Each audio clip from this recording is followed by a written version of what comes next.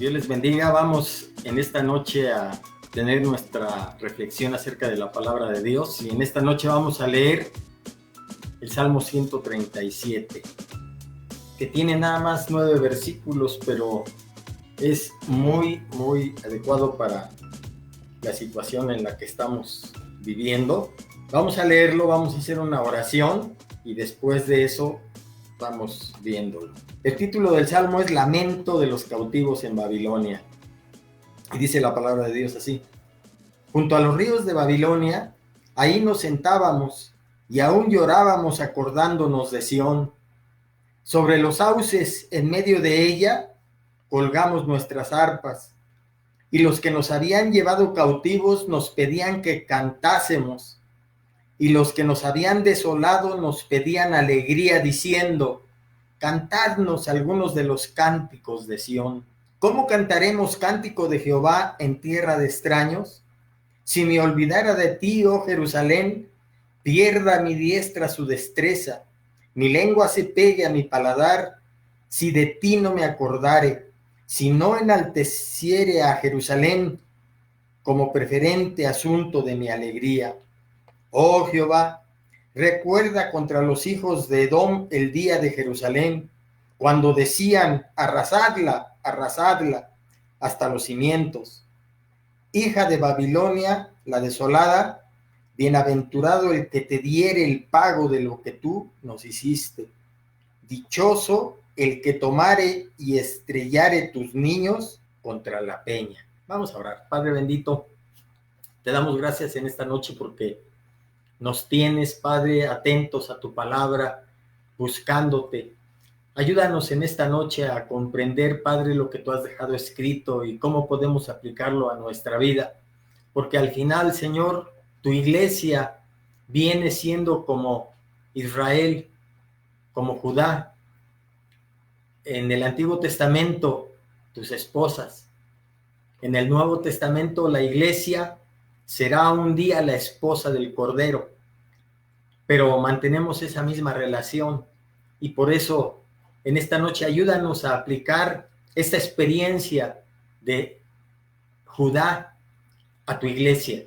Háblanos, Padre, bendícenos, ayúdanos, que tu Espíritu Santo nos inspire, nos ayude, nos dé respuesta a nuestro corazón, que podamos entender y aplicar a nuestra vida estos principios, Señor.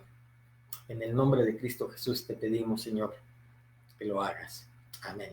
Para empezar, hermanos, este episodio es muy famoso. Es muy común encontrar en el mundo el dicho de colgaron las arpas, que de alguna manera siempre alude a este pasaje y de alguna forma representa nostalgia, desesperanza, abandono, abandonar algo, darse por vencido. De alguna manera así se utiliza ese dicho: colgaron las arpas, aludiendo a este pasaje. Bueno, ¿qué encontramos en esta lectura? El Salmo 137 nos obliga a remitirnos al ministerio del profeta Jeremías. Precisamente en los capítulos 2 y 3 de Jeremías encontramos el motivo del por qué Dios estaba enojado y procedía a mandar los cautivos a Babilonia. En el Antiguo Testamento, Israel era la esposa de Dios. Dios se había desposado, se había casado con Israel. Hablando de Israel, ahorita no del reino del norte, sino Israel con las 10 tribus del norte y las 2 del sur. Por eso hablo de Israel así. Después de la división, cuando yo hablo de Israel, me refiero a las 10 tribus del norte, y cuando me refiero a Judá, las 2 tribus del sur, que son Judá y Benjamín. Pero en general, la división sucede después del reinado de Salomón. Y Salomón tiene mucho que ver en la decisión de Dios de dividir el reino. El rey sabio más tonto que ha existido Lo veremos ahorita más adelante. ¿Qué vemos en Jeremías 2 y 3? Ahí se resumen todos los motivos. Algunos autores han dicho que presenciamos una riña conyugal en donde el esposo le reclama a la esposa por su infidelidad. Con todas las emociones que una reyerta conyugal por estos motivos puede mostrarnos. Si usted se pone en el lugar de Dios, tendrá suficientes motivos para tomar la decisión que él tomó. Hay un salmo, el 136. De hecho, cuando decimos salmos, es la salmodia, es el himnario, porque creo que, no sé si todos, pero gran parte, la mayoría de los salmos eran los himnos que se cantaban en el templo. Eran cánticos graduales, cánticos que se entonaban con un ambiente espectacular, porque eran las no sé cuántas órdenes sacerdotales. Bueno, por aquí tengo el dato, para que nos demos una idea de a qué están aludiendo estos cautivos de Babilonia. Dice, así cuando primero los 24 ancianos, representando a las cabezas de las 24 órdenes del sacerdocio, y después los 144,000, representando al Israel redimido en su plenitud, 12 por 12,000, cantan el nuevo cántico. Los primeros en el cielo, los últimos sobre el monte Sión, aparecen al igual. Bueno, etcétera. Aquí da, si nos remontásemos a los datos duros en el Antiguo Testamento, desde el tiempo de David, él estableció las órdenes sacerdotales, cómo debían presentarse, quién seguía después de quién, todo un orden. Esto lo vemos reflejado incluso en el tiempo de Cristo, cuando su tío queda mudo, el padre de Juan el Bautista, era de la orden sacerdotal y le tocaba ministrar. Y incluso por esta orden sacerdotal y todo, si siguiésemos la línea, podríamos establecer la fecha del nacimiento de Cristo, en qué época nació, que sabemos que no fue en diciembre. Lo más probable es en las fiestas de otoño. En ese periodo fue cuando nació Cristo. Total que era monumental la orden en los servicios en el templo, ya sea en los cultos ordinarios del Sabbat o en las fiestas. Era espectacular, porque todas las personas de la diáspora venían al país, se dirigían a Jerusalén para la celebración de las fiestas, esencial o principalmente la Pascua, y de ahí las tabernáculos y las demás fiestas. Pero era un mundo de gente. Hay los salmos que se cantaban para subir a Jerusalén, se llamaban, ahorita les digo, aquí lo tengo, salmos de ascenso, cánticos graduales. Si nos remontamos al Salmo 122, ahí los vamos a encontrar. Era espectacular todo eso que se hacía, los cultos en el templo con el Sabbat, con las órdenes de sacerdotes, con los levitas, los que estaban oficiando para los sacrificios, los que estaban en el coro, los porteros. Toda esta estructura la ideó David.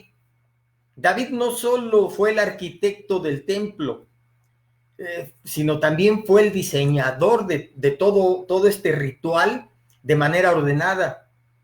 A David le tocó también, bueno, dice su palabra que él le nació en su corazón al estar un día meditando acerca de los templos que tenían los dioses paganos de las naciones de alrededor, él meditó y dijo, nosotros que tenemos al Dios verdadero, al que creó el cielo y la tierra y todo lo que existe, dice, he aquí los cielos de los cielos no te pueden contener. Sin embargo, yo veo que las naciones alrededor con esos dioses falsos tienen templos magníficos. Y tú, que has hecho todo lo que existe, no tienes templo. Y le nació en el corazón de David construirle casa a Dios. Y Dios, cuando vio eso en el corazón de David, al fin y al cabo un hombre conforme a su corazón, le dijo como respuesta, porque Dios nunca se puede quedar. ¿Qué le podemos dar a Dios? David le nació en su corazón construirle templo, construirle casa. ¿Y sabe qué le dijo Dios? Por ese sentimiento que albergaste en tu corazón de construirme casa, yo te voy a construir casa a ti que no tendrá fin. En otras palabras, de ti va a venir el Mesías. Y dice la palabra que de la descendencia de David. Y a David le tocó orar para que Dios le indicara la manera en cómo debía de diseñar y construirse el templo, porque al fin y al cabo el templo es la adaptación del tabernáculo, y el tabernáculo es la representación de Cristo, es Cristo. Por eso en Juan encontramos, dice, y el Verbo se hizo carne y habitó entre nosotros y vimos su gloria, gloria como el unigénito del Padre, lleno de gracia y de verdad. En el original no dice en el principio y habitó entre nosotros. En el original se debería traducir tabernaculizó entre nosotros.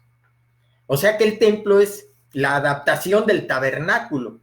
De alguna manera el templo era el lugar que Dios escogió, al igual que lo era en el tabernáculo, para tener comunión con su pueblo. Todo el pueblo debía acudir en las fiestas solemnes y presentarse. Era día de descanso, era día en donde se instruía al pueblo, en donde el pueblo adoraba a Dios. Y no solo David contribuyó al diseño de la adaptación del tabernáculo al templo, al orden del ritual del servicio de los sacerdotes, de los levitas, sino también contribuyó con muchos salmos y además, dice la palabra, inventó instrumentos para la adoración de Dios. Y se habla ahí, los salmos, el 150 y varios más, aluden a el tipo de instrumentos, y David fue el inventor de muchos de ellos. De hecho, el templo es de David, pero se conoce como el templo de Salomón. A Salomón le tocó ese privilegio, pero cuando entonces nos remontamos a las experiencias ya de las tribus, en las fiestas, en los sabbats, cómo acudían al templo y adoraban. Imagínense con trompetas, había trompetas de plata, había adufes, había címbalos, había arpas, había miles de instrumentos, coros formados por los levitas, coros inmensos. Entonces imagínense cómo eran las experiencias en las fiestas, en los sabbats, en los cultos. La adoración era tal, se cantaban los salmos, las salmodias, y la adoración desde la gente que venía desde el extranjero para adorar y encontrarse con su Dios, como cuando el Señor entra montado en un asno y la gente clamaba el Hosana. Así eran las fiestas. Venían específicamente para encontrarse con su Dios. Dice la palabra que era tal la adoración, era tal la comunión que se tenían con Dios y unos con otros, que llegaba el punto, igual que cuando Salomón inauguró el templo, la gloria de Dios bajaba, la Sequiná, la presencia de Dios, se sentía, y la gente lloraba, la gente alzaba sus manos, adoraba. Usted va a encontrar en un sinnúmero de salmos cómo volcan o vuelcan sus emociones, su experiencia de adoración. La presencia de Dios era magnífica. Cuando celebraban fiestas, precisamente los levitas estaban preparados para todo eso. No solo conocían la ley y el ritual técnico del significado de los sacrificios, del pago de culpas, de la remisión de pecados, de la imposición de manos, todo el ritual lo conocían a la perfección. Era impresionante porque mataban miles y miles de reses, de chivos, de ovejas, etcétera, y toda la congregación participaba, adorando, cantando, conviviendo, pidiendo perdón a Dios. De hecho, los sacrificios de paz tenían ese sentido, ese significado: paz con Dios y paz con mi prójimo, de tal manera que yo traía mis animales para entregarlos al sacerdote, y se seguía todo el ritual, y al final, en el sacrificio de paz, se convivía con parte de ese sacrificio ofrecido para ofrecerlo a nuestros allegados, con los que tenemos paz, con los que tenemos amistad. Algo parecido como ahora, cuando nosotros celebramos un cumpleaños o algún hecho importante en nuestra familia, ¿a quiénes invitamos? Digo, primero a la familia y después a nuestros allegados, a nuestras amistades, con los que estimamos, con los que tenemos comunión. Ese era el sacrificio de paz: paz con Dios y paz con el prójimo, y se celebraba una comida. Dios quiere que todas nuestras comidas sean un sacrificio de paz. Bueno, ¿por qué hago alusión a todo esto? Porque esa nostalgia que los cautivos de Babilonia muestran era el recordatorio de todas estas experiencias. Ellos habían visitado Jerusalén. Era especial por su templo. Jerusalén es el corazón espiritual de la nación de Israel. Lo sigue siendo. Cuando los judíos ahora celebran la Pascua o cualquier otra fiesta, brindan con el vino y dicen el lejaín y no sé cuántas costumbres, palabras que ellos se entienden, pero el propósito, siempre dicen al brindar, que este brindis lo hagamos el siguiente año en Jerusalén, aludiendo a la venida del Mesías, que va a reinar en Jerusalén. Les voy a leer algo para que nos introduzcamos en el contexto de esa nostalgia. Todo esto de lo que hablo era lo que ellos extrañaban. Dicen, este salmo, como dice, los cautivos de Babilonia, pero debería ser: nadie sabe lo que tiene hasta que lo ve perdido. Nadie sabe el valor de lo que tiene hasta que lo pierde.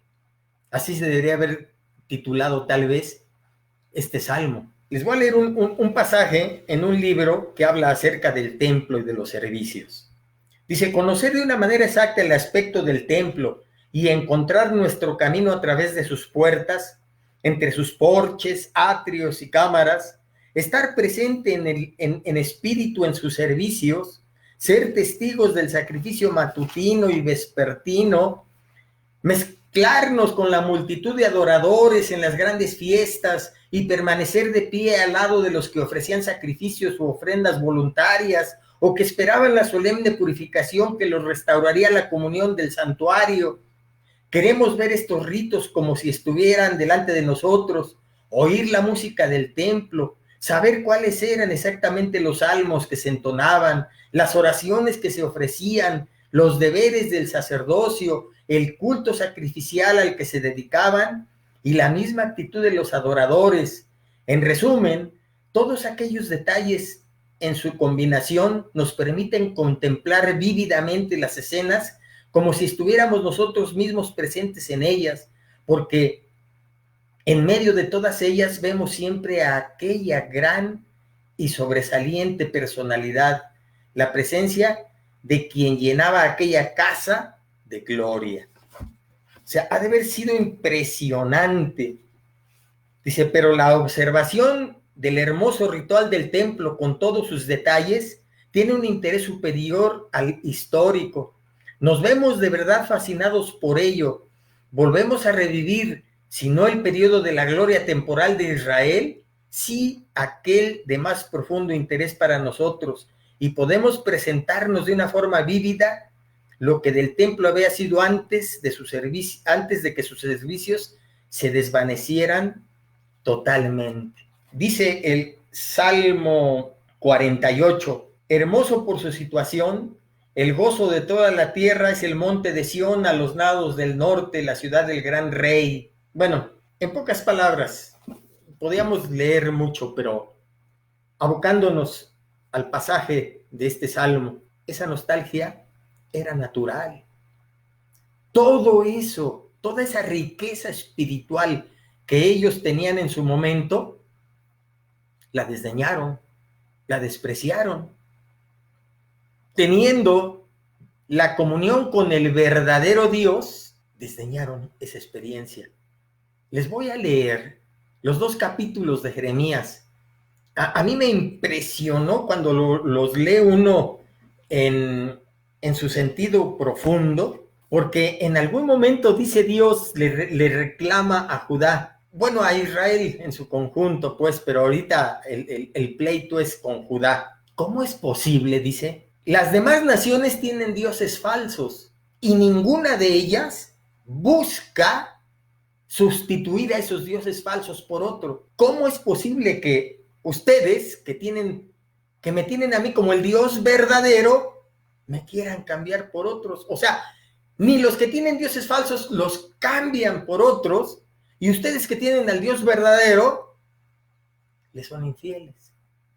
Es como que una contradicción, pero precisamente por las características nuestras en nuestra naturaleza caída, así actuamos.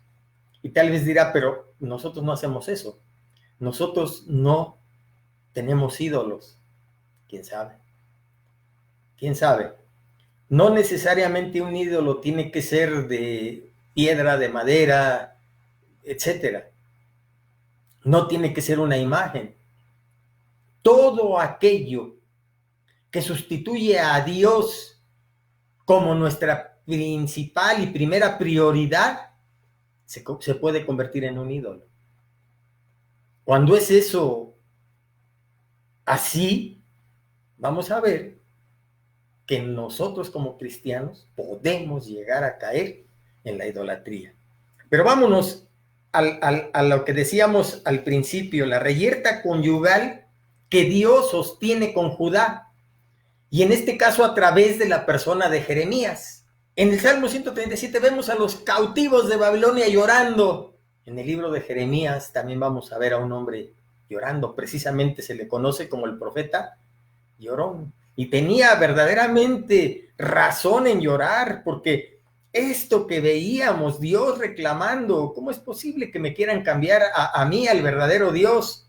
Ni los pueblos que tienen falsos dioses buscan cambiarlos. Y ustedes que tienen al verdadero lo cambian, lo quieren cambiar. ¿Cómo es posible? Jeremías lloraba en sus lamentaciones. A Jeremías le tocó el papel más difícil como profeta. Dios mandaba en toda la historia de Israel, atrás y hacia adelante, pues el papel de los profetas el papel del sacerdote es ser mediador entre el pueblo y Dios, ser representante del pueblo ante Dios. El papel del sacerdote. El papel del profeta es ser representante de Dios ante el pueblo. El profeta tenía que obedecer a Dios y ir a donde Dios le indicara, a las personas, a los reyes, al pueblo en general, y señalarles sus errores para que se arrepintieran, para que buscaran la voluntad de Dios, para que tuvieran interés por Dios, para que no se desviaran, para que se arrepintieran, para que vinieran tiempos de Dios buenos para ellos. Esa era la labor del profeta, señalar el error, pero también dar la pauta de respuesta. Si vosotros os arrepintiereis, yo los voy a bendecir. Yo voy a quitar esa disciplina que tengo para ustedes porque se han alejado de mí, porque han abandonado mis preceptos, mi palabra, mi ley. Pero siempre había una reconvención y un premio a la obediencia de los demás profetas. Pero Jeremías fue mandado para decirles: arrepiéntanse. El castigo no va a ser quitado, van a ser llevados cautivos. Eso es un hecho. No hay esperanza, no hay palabras de esperanza. Eso va a suceder y no se puede cambiar. Sin embargo, Dios les dice: arrepiéntanse. Porque van a ir cautivos a Babilonia, pero si obedecen a Dios, aún allá en Babilonia, la bendición de Dios va a estar con ustedes. La disciplina no se puede quitar. Creemos en un Dios lleno de misericordia. Decíamos que en el Salmo 136 se canta: porque para siempre es tu misericordia. Siendo un Dios infinito, y la misericordia es parte de su naturaleza, de su esencia. Deberíamos de mencionar una misericordia infinita. Pero tanto la misericordia como la gracia, que es lo que nos sustenta.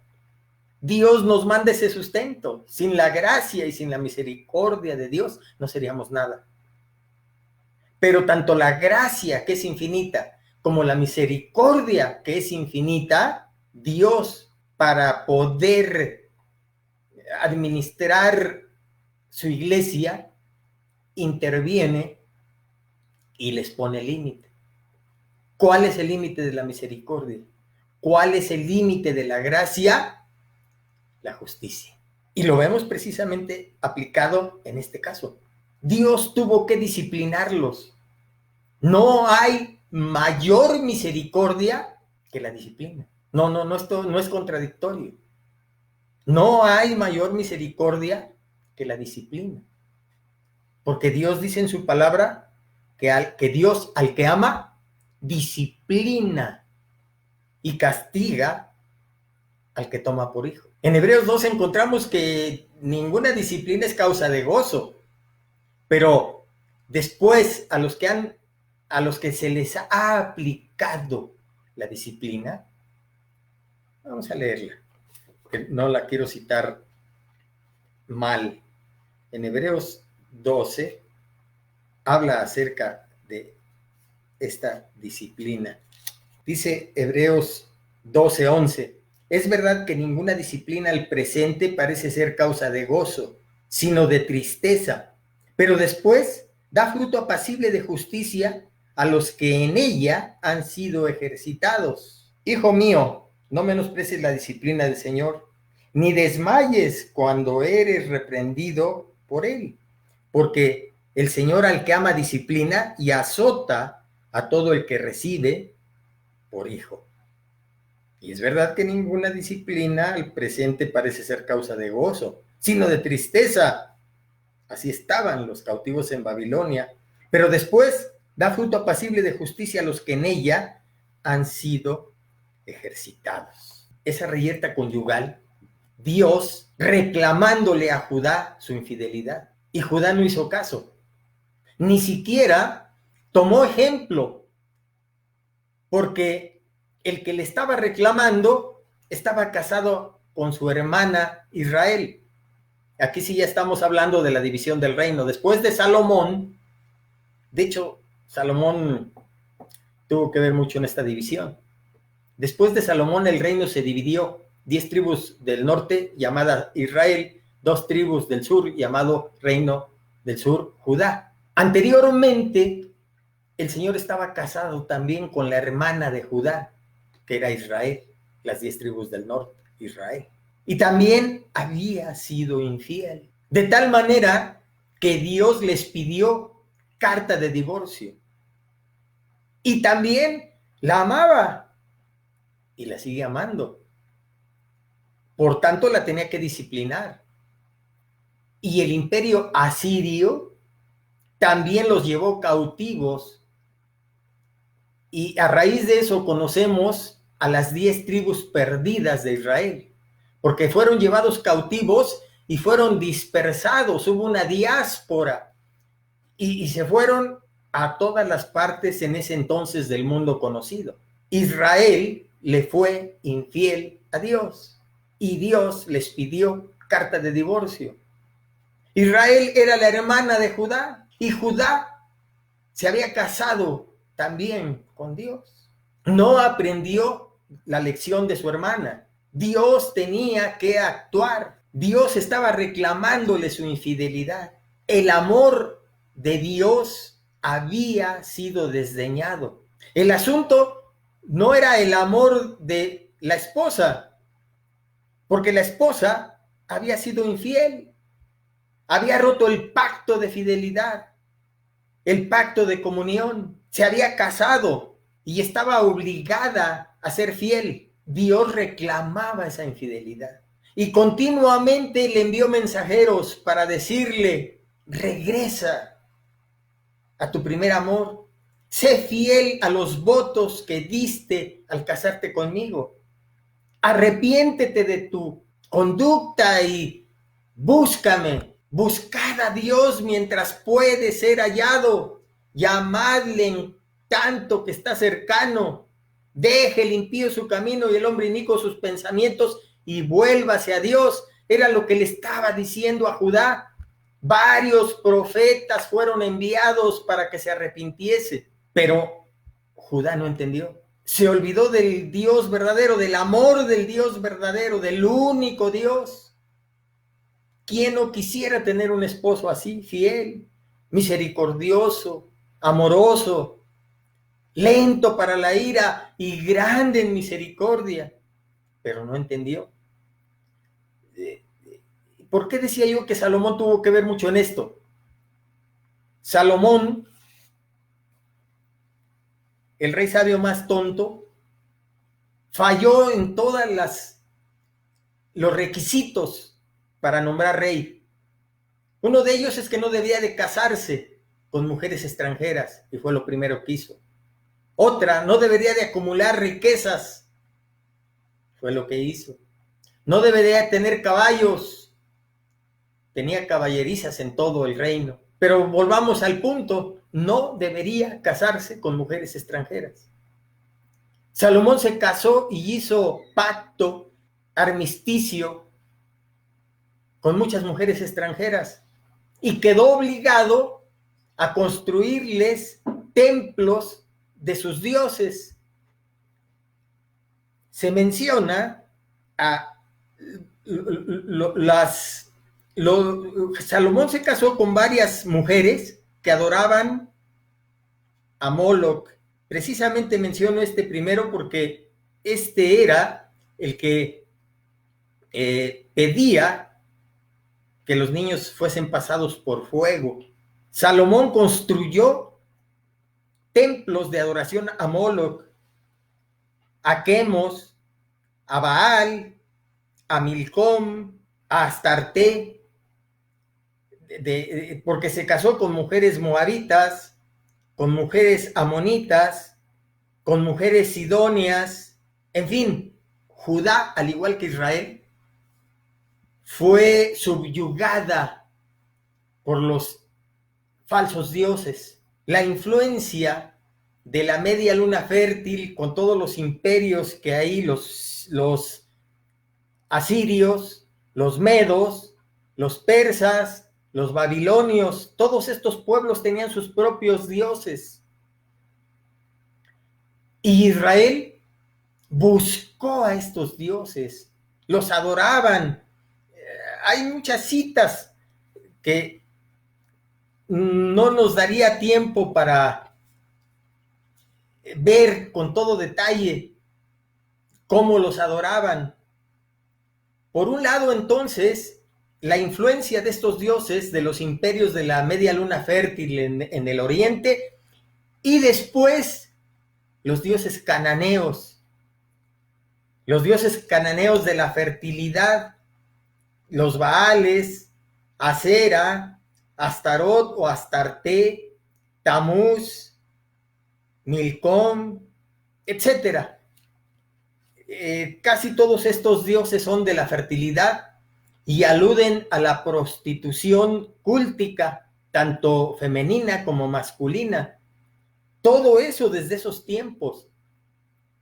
Lo encontramos en los tiempos de Pablo en Éfeso, con el templo de Diana de los Efesios, Diana que viene siendo también este tipo de deidades que aluden a la prostitución cúltica.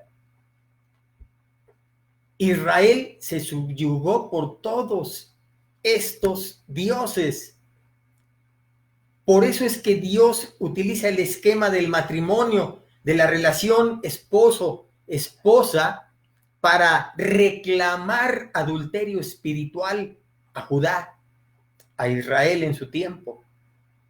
Y por eso es que el reclamo del desdén al amor perfecto de un Dios perfecto, misericordioso, el reclamo mandando en su misericordia a varios profetas para reconvenir a Israel, a Judá en este caso, y no hizo caso. Tuvo que disciplinarlo. Por eso es que los envió cautivos a Babilonia. Y cuando estaban allá cautivos, colgaron en los sauces sus arpas.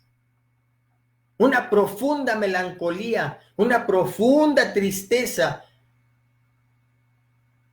una incompleta resignación. Se arrepentían recordando lo que habían perdido, todas esas vivencias, toda esa relación, la presencia de Dios en esos servicios, la Shekinah, la gloria de Dios bajando al templo. Hay pasajes en donde dice que los sacerdotes no podían oficiar porque era tal la presencia de Dios que el templo se llenó de humo, se llenó de la presencia de Dios, no podían ni siquiera oficiar. Todo eso vino a sus mentes. Recordaban con anhelos cuando acudían a las fiestas, cuando cantaban, cuando adoraban. Era una festividad cuando se encontraban con todos aquellos que vivían fuera de la nación y que venían a adorar al único Dios verdadero, a Jerusalén, al templo, al centro espiritual de Israel. Todo eso por su necedad lo habían perdido.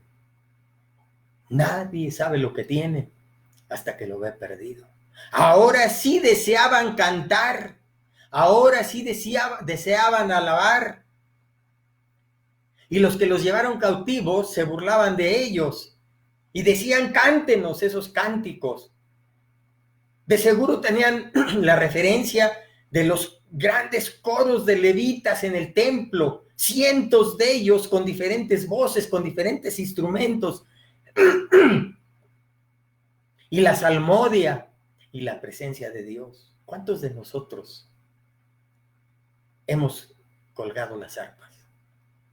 ¿Cuánta gente ha conocido de Dios y se ha alejado de Dios? Al final se vuelven a Egipto, se vuelven a Babilonia, símbolo del mundo. Babilonia significa confusión. ¿Qué es lo que pueden encontrar en el mundo? Lo temporal, lo momentáneo, lo que les da satisfacción temporal y momentánea. Pero nosotros estamos hablando de una satisfacción espiritual, no solo aquí en la tierra, sino más allá, porque somos seres trascendentes. Un día vamos a morir y nosotros en esta vida decidimos en dónde vamos a pasar la eternidad, con Dios o sin Dios. ¿Cuántos han conocido y se han alejado? ¿Cuántos, estando dentro de la iglesia, han colgado las arpas? ¿Cuántos, cuando han enfrentado los problemas naturales que este mundo ofrece, las distracciones, la adversidad, la traición, la pérdida de empleo, la enfermedad, la desilusión, la traición, han colgado las arpas, se han dado por vencidos, han tirado la toalla. ¿Cuántos de ellos viven envueltos en la nostalgia, en los pensamientos, en las experiencias que una vez vivieron, cuando Dios está presto para abrir sus brazos y recibirlos, y que vuelvan a experimentar todo aquello que una vez vivieron? Buscad a Dios mientras pueda ser hallado, llamadle en cuanto que está cercano. Hay un pasaje que dice que Dios habita en la oscuridad. Y no está hablando en el sentido de oscuridad de lo negativo, donde está el maligno, no. En pocas palabras, nadie puede conocer a Dios de una manera total, abierta. Dios habita en la oscuridad, el Dios que es inalcanzable, pero a la vez se deja ver para que lo alcancemos. A la vez se presenta para que lo busquemos. Y por eso el Señor Jesús decía, el que busca, halla. El que llama, le será abierto. Y el que pide, recibe. El Dios que habita en la oscuridad, pero para alimentar nuestra, ¿cómo se dice? Nuestro interés en Él. Un Dios que aparentemente vive en la oscuridad, pero se deja ver para que lo busquemos. Tal vez usted recuerda cuando conoció al Señor. De hecho, estamos viviendo tiempos bien diferentes. Yo recuerdo esos cultos en donde la presencia de Dios se manifestaba. Estoy hablando de hace años. Han cambiado muchas cosas en la actualidad. Muchos jóvenes viven su tiempo. Los muchachos o los que ya tenemos varios años podemos tener un referente, una referencia, lo que llaman ahora las nuevas palabras, un paradigma, un referente. Pero en aquellos tiempos, estoy hablando de 20, 30 años, los cultos, si yo bien recuerdo en las iglesias, o al menos en la mía, los cultos fuertes eran los domingos en la tarde. No se diga también en la mañana, la escuela dominical, que es sustancial y es formativa y es necesaria. El discipulado, de alguna manera ahí se aprende. Pero la iglesia se llenaba. Se tenían que poner bancas en el pasillo. Y una cosa muy curiosa, que eso ojalá se volviese a repetir. La iglesia estaba llena. Y recuerdo, ¿sabe quién la llenaba? Eran familias. Las familias iban completas. Y no estoy diciendo que todos fuesen convertidos, pero las familias iban completas. Había más probabilidad. Más vale un día en tus atrios que 1000 fuera de ellos. Y la presencia de Dios se sentía. Y usted podía tardarse cuando el Espíritu Santo tocaba el predicador y se alargaba. Ahí estábamos escuchando. Y ahí estábamos regocijándonos y estábamos reflexionando. Y además de la adoración, venía la palabra que nos hacía meditar, que nos elevaba a contemplar cosas espirituales profundas y que nos llevaban a reflexión, hacia volvernos a la senda antigua, hacia volvernos a los mandamientos de Dios, a la observancia de sus preceptos, hacia la búsqueda, buscar mi rostro, a todo eso, todo eso se movía de tal manera que ahí el que abría su corazón para conocer a Dios, lo podía hacer fácilmente. Hoy difícilmente. Hoy ya no son familias, hoy hay personas solas y nada más ellas a veces vienen y a veces incluso es algo curioso que se está dando en estos tiempos. Hay familias y hay niños, pero hay pocos niños que acuden a la escuela dominical. Las escuelas dominicales se están vaciando de niños, siendo que en estos tiempos, digo, todos necesitamos palabra, todos necesitamos instrucción, pero hoy más que nunca los que necesitan son los niños, son los adolescentes y son los jóvenes, los que están enfrentando este tipo de circunstancias desconocidas que estamos viviendo.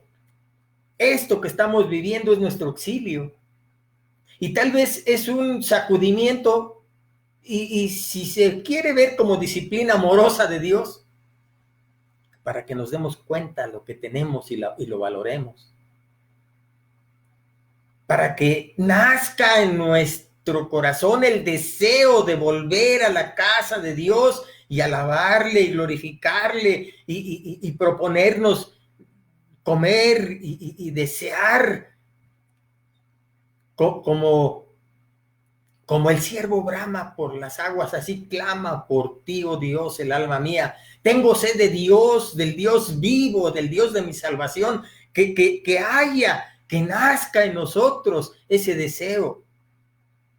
Que volvamos con entusiasmo para interceder por los familiares, por los allegados, por aquellos que no conocen de Dios. Solo es el Espíritu Santo el que va a ablandar los corazones, el que va a transformar los pensamientos. Este tipo de circunstancias hace que la gente abra su corazón. Miles de años estamos viendo que la palabra de Dios y sus profecías se cumplen. Esto es cumplimiento de lo que ya se ha dicho. Y ni así a veces la gente entiende. Solamente con oración, solamente con intercesión, solamente con adoración, solamente con búsqueda de Dios, que volvamos todos. Hoy en la actualidad muchos dicen, ¿y para qué ir a la iglesia? Si prendo internet y ahí está. Es más, y no lo dudo, los predicadores son mejores que los que tenemos nosotros. Yo no digo que no sea cierto, pero cuidado con ese tipo de afirmaciones y de adecuaciones. Jamás va a ser lo mismo. La misma palabra nos dice, más bienaventurado, Salmo 133. Mirad cuán bueno y cuán delicioso es habitar los hermanos juntos en armonía. Es como el buen óleo sobre la cabeza, el cual desciende sobre la barba de Aarón, y baja hasta el borde de las vestiduras, como el rocío de Hermón, que desciende sobre los montes de Sión, porque ahí envía Jehová bendición y vida eterna. ¿Se da cuenta? Todo esto tiene simbolismos y significados que no nos da tiempo de ver. Yo no digo que usted, en lo personal, en lo individual, si busca a Dios no lo va a encontrar y no va a ser bendecido. Innegablemente que sí. Claro, siempre y cuando se dirija a Él con los requisitos que Él establece. La humildad. Porque yo atiendo al humilde y miro de lejos al soberbio, de entrada. Si usted busca a Dios, con ese requisito lo va a encontrar y va a ser bendecido, pero jamás va a igualar la bendición que la palabra de Dios nos dice aquí. Mirad cuán bueno y cuán deliciosos es habitar los hermanos juntos en armonía, porque ahí envía Jehová bendición y vida eterna. Es una bendición diferente. Dentro de los propósitos de Dios está la koinonía, la comunión. La iglesia viene siendo como un laboratorio en donde Dios nos lleva a experimentar diferentes caracteres, diferentes actitudes, diferentes formas de ver. Hay hermanos y nos enseña a soportarnos, a soportar y ser soportados. Es un laboratorio. Somos la iglesia. Entonces, cuando se establece el día del Señor, sí, somos templos del Espíritu Santo. El Espíritu Santo habita en nosotros, pero cuando es el día del Señor, todos los miembros que son templos están reunidos espiritualmente. Esa es la iglesia, la asamblea, La reunión de los miembros, de los comprados y lavados con la sangre de Cristo, que se reúnen todos, porque todos fueron nacidos del Espíritu Santo de Dios, tienen la misma experiencia, se han arrepentido, han decidido aceptar a Cristo como Señor, como Salvador, y cuando eso hacen, pasamos a ser familia de Dios porque somos adoptados como hijos.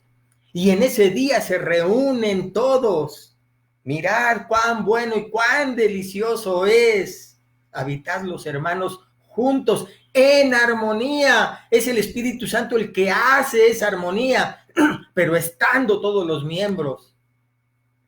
Ahí derrama Dios bendición y vida eterna. Ahí nos enseña Dios a soportarnos, a ayudarnos, a interceder, a dar testimonio, a adorar, a levantarnos, a meter el hombro, a todos estar en armonía, en un mismo sentir, y es cuando entonces la Shekinah, la presencia, la gloria de Dios baja, que todos regresemos con ese deseo, con ese anhelo. Sí, son mejores predicadores en YouTube.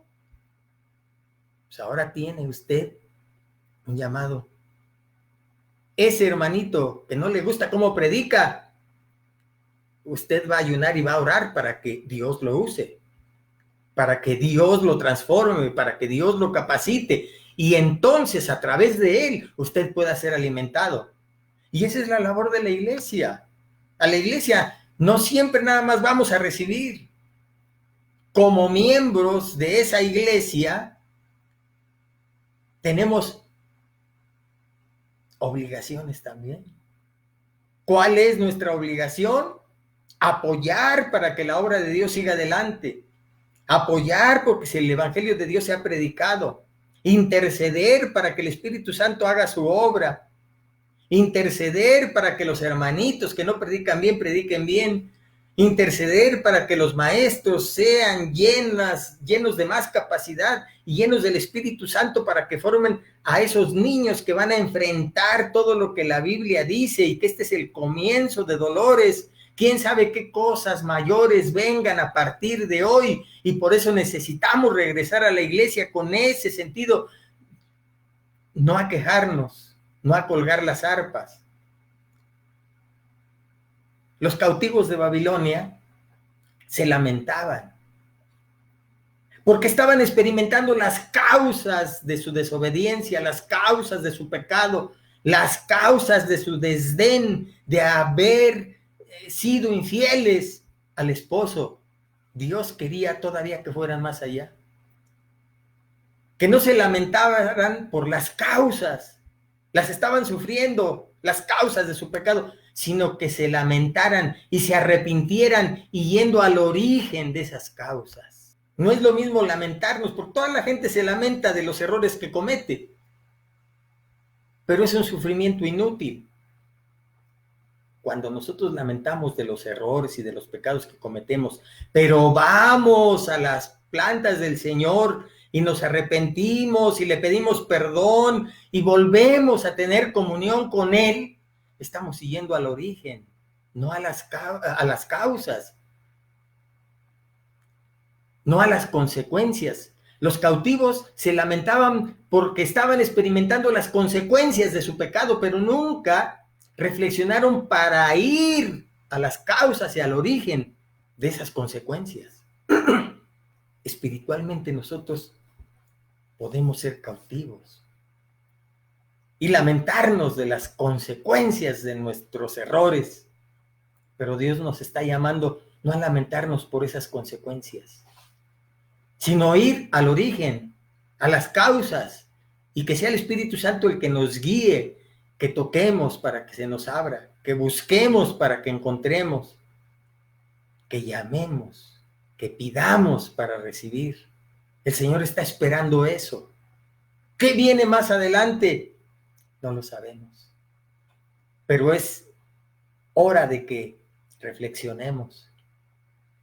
Sí, que recordemos aquellas experiencias, aquella gloria de Dios, aquellas bendiciones, con los milagros de Dios que se manifestaban en la iglesia. La gente iba, yo recuerdo mucha gente que hasta luego, bueno, de los mismos hermanos, muchos decían, yo fui porque sabía que ahí oraban y sanaban. Yo la verdad iba para ser sanado, que oraran por mí y después sano, irme.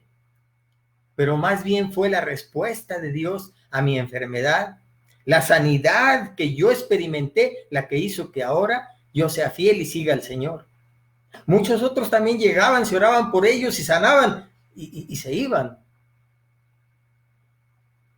El Salmo 103, bendice alma mía a Jehová y bendiga todo mi ser su santo nombre. Bendice alma mía a Jehová y no olvides ninguno de sus beneficios. No olvidemos lo que Dios ha hecho. Sí, recordemos eso, pero no nos quedemos ahí.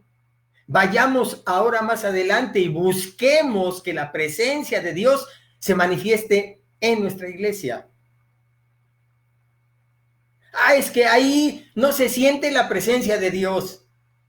Es que ahí los de la alabanza no hacen que se sienta la presencia. Pues si las cosas espirituales no son de sentimientos. Y la alabanza no es, porque no me gusta, como si no es para ti. La alabanza es para Dios. Y no es cuestión de sentimientos.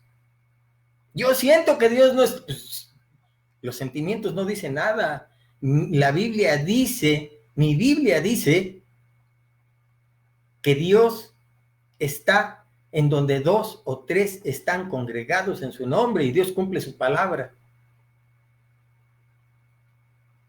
Dios desea manifestarse, pero depende de nosotros. Que sí depende el lugar, que sí depende del predicador, que tal vez todo eso. Pero ¿dónde te puso Dios? ¿En qué iglesia? Tal vez tu iglesia sea pequeña y no tiene tantos recursos, pero eso no tiene que limitarnos. Donde hay un corazón dispuesto, donde 2 o 3 están reunidos en su nombre, donde hay una actitud adecuada, donde hay un deseo de obedecer, de sujetarse, de esforzarse. Mira que te mando que te esfuerces y seas valiente, no temas ni desmayes, porque Jehová tu Dios estará contigo donde quiera que tú vayas. Cuando estamos en esa actitud, Dios se manifiesta, independientemente de los recursos, si es una iglesia pequeña, si es una iglesia... Sí es cierto, es bueno tener preparación, es bueno tener una formación, un nivel cultural, intelectual, formativo, secular, todo eso es bueno. Pero honestamente, lo esencial no es eso, lo esencial es el corazón, lo esencial es la actitud, lo esencial es el deseo de buscar, de aprender. El Espíritu Santo nos instruye, nos prepara, nos enseña, nos dirige, nos capacita. Cualquiera que tenga esa actitud lo va a hacer. Que regresemos de la cautividad, que regresemos valorando lo que teníamos y que no lo hemos aprovechado, lo que experimentamos y que lo desdeñábamos, que no le dábamos importancia, nos dejamos envolver por los intereses del mundo, tal vez por otros dioses, no de piedra, no de metal, pero sí mis intereses, mi carrera, mi deporte, entonces no hay que hacer nada. No, todo eso tiene su lugar, pero que no cambie tu prioridad. En primer lugar está Dios. David, un hombre conforme al corazón de Dios, esa era su característica. Dios ocupaba siempre el primer lugar. Y cuando se descuidó, cayó. Son todas estas enseñanzas, esos cautivos, ese hombre conforme al corazón de Dios que se descuidó, ese hombre sabio, el rey sabio más tonto del mundo, que abrió su corazón y quiso retar a Dios, por así decirlo. Estaba claro, ahí en Deuteronomio 18 estaban las características que debía reunir el rey de Israel, y Salomón fue el que se saltó las trancas y hizo lo que él quiso, creyendo que con su sabiduría, su posición y con todo lo que Dios le había dado, la iba a hacer y iba a poder. El rey sabio más tonto del mundo.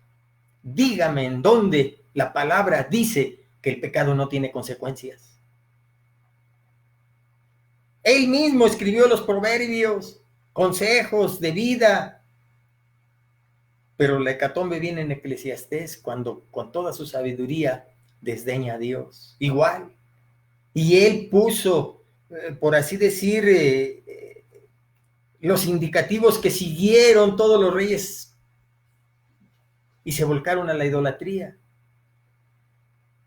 Y Dios es lo que más odia, la infidelidad espiritual, no serle fieles a Él. Si lo hemos aceptado como esposo, si nos hemos casado con Él, hablando en nuestra fe, espiritualmente hablando, ¿por qué somos infieles? ¿Él nos ha fallado? ¿Le ha fallado a usted? ¿O usted es el que ha fallado? Y le han fallado a usted y luego a veces le han fallado a usted y culpa a Dios de eso. Dios no tiene la culpa. Somos un mundo con naturaleza caída. Estamos en el albor de una nueva etapa que la Biblia establece como principios de dolores. ¿Qué viene más adelante? Yo no lo sé. Lo que me deja de enseñanza todo esto es que debo ser más fiel, que debo ser más constante, que debo interesarme por las cosas de Dios, no descuidar mis responsabilidades ni mis intereses, pero que estos no sustituyan mi prioridad, que debe ser Dios. No olvidarme de dejar de reunirme como muchos tienen por costumbre. Las indicaciones de Dios se cumplen al pie de la letra. Que nos acerquemos más a Dios para que Él se acerque más a nosotros. Que experimentemos la gloria de Dios. La maldad va a seguir caminando, va a crecer. ¿Quién sabe qué viene adelante? Pero es hora de buscar a Dios, de serle fieles, de luchar porque las promesas que Él conquistó en la cruz del Calvario, las promesas que Él dio desde el Antiguo Testamento para su pueblo, se hagan realidad. Pero tenemos que esforzarnos, tenemos que luchar, tenemos que prevalecer, tenemos que ser cuidadosos para no distraernos con todas las atracciones del mundo, para que Babilonia no nos envuelva. ¿Entiende usted cómo actúa Dios? Ya para terminar, ya me estoy... A muchos tal vez ya se fueron o se han alejado. Termino. ¿Ve usted cómo Dios actúa? Si, por ejemplo, yo le presento a alguien el Evangelio, el conocimiento del único y verdadero Dios, lo menos que yo haría es llevarlo a la basílica. ¿Sabe qué hace Dios? Por la idolatría de su pueblo, lo lleva cautivo. Yo no lo llevaría a la basílica, yo no lo llevaría a Babilonia, la cuna de la adoración de los astros, de la astrología. El significado de Babilonia es confusión. Estamos viviendo en Babilonia en estos tiempos. Yo no lo llevaría a Babilonia. Dios los llevó a Babilonia. Dios mantuvo a su pueblo esclavo en Egipto por 410 años, un país idólatra, con artes mágicas, malignas, hechiceros. Así actúa Dios. Pero ¿cómo regresó ese pueblo después de esa experiencia? Muchos murieron allá en Babilonia, muchos nacieron en Babilonia, pero anhelaban y deseaban conocer Sión, Jerusalén, el templo, la adoración, aun cuando nada más por referencia tuvieron conocimiento del corazón espiritual de Israel, pero deseaban volver. Y ahí tenemos a Esdras, a Nehemías, que con el dedo de Dios controlando en su poder y en su grandeza, incluso a los emperadores para que facilitaran el trabajo y fueran y reconstruyeran. Pero anhelaban reconstruir Jerusalén, anhelaban reconstruir el templo, anhelaban volver a la ley. Y eso que nunca fue todo por referencia, por pláticas que conocían todo, pero sin haber nacido en Jerusalén. Pero volvieron deseosos, llorando, clamando, ayunando. Ese es a lo que nos llama Dios ahora. Que volvamos de la cautividad, pero con ese deseo de construir los muros de Jerusalén, de construir nuestros muros espirituales, de edificar la casa espiritual de Dios, de buscar la comunión y poner el ámbito adecuado para que la gloria de Dios se manifieste en esos templos. Vamos a enfrentar la ira del enemigo. Eso es un hecho, pero no es con espada ni con ejército, sino con mi Santo Espíritu. Es a lo que nos llama Dios. Vamos a orar. Dios les bendiga.